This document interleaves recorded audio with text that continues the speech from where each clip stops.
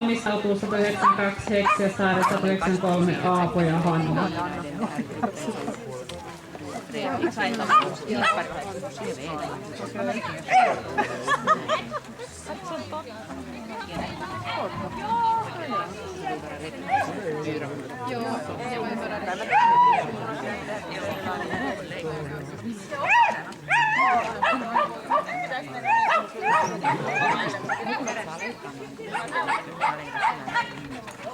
Oi, siellä oli lentävä Belgian paimenkoira. No se on tämä pari ei ole sitten treenannut yhdessä ollenkaan.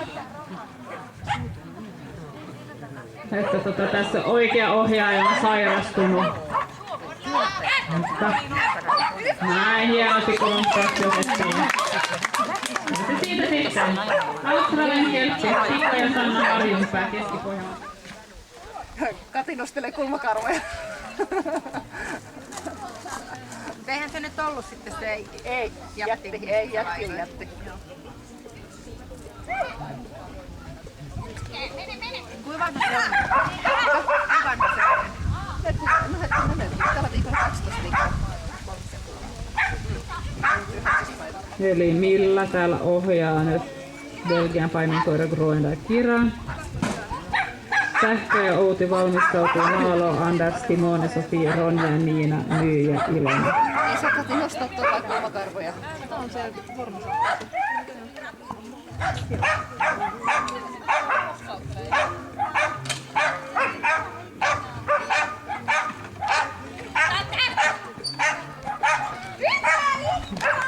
Taitaa Kirsillä olla uusi varaohjaaja koiralle.